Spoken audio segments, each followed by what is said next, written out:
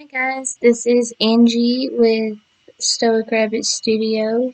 This is the Nightmare Flood from Jessica Lauser's Inktober 2019 prompt list, the nightmare themed ones.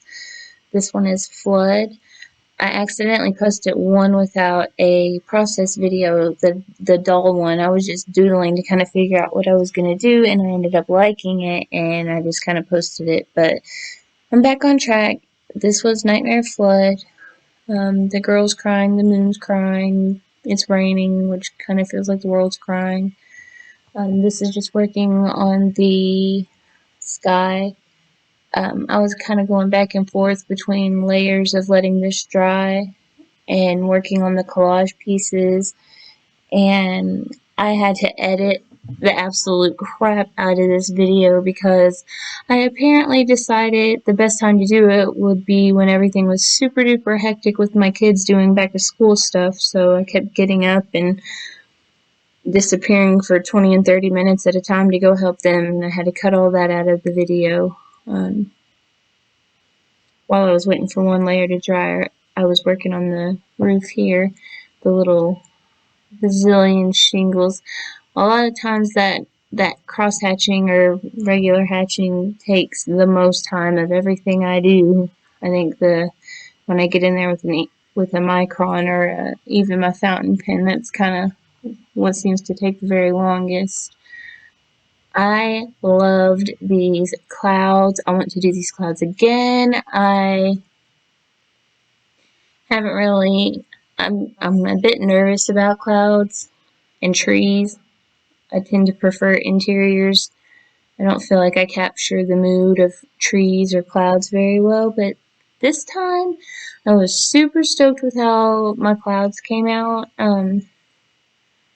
Thanks, Bob Ross. I guess maybe a little bit of some Bob Ross rubbed off on me watching Bob Ross videos while I do dishes sometimes. I I was really satisfied with these clouds. Not the moon so much. I feel like I messed up the moon a bit. I might even go back in and try to razor the moon off later. You can see down there. This girl was the one that I originally drew, and I tried to color her in with colored pencils, and I just ended up not really liking her. And off camera, while I was doing something with my kids, I drew this girl, and I liked her much better. Then I came in and highlighted the clouds with my Uniball white gel pen. And then I was scared to make a tree, so I did a practice tree, but then I put a tree coming out from behind, and I think next is where I get into the rain and the splashing and all that. I was kind of frustrated at first because I did gouache, and I felt like that looked a bit like snow, but it ended up working out. It was fine. And then I put big dollops of watercolor down at the bottom and blew them up with a straw to make like the splashes. And then I put some coarse sea salt on that while it was drying to kind of give it a foamy appearance.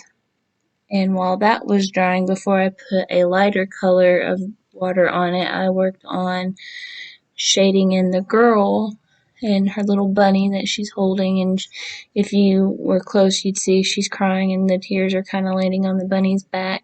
And at some point around now I'm realizing that I should have put her on the roof before I did all the rain splatter and the flooding, because she would have been just completely plain on there.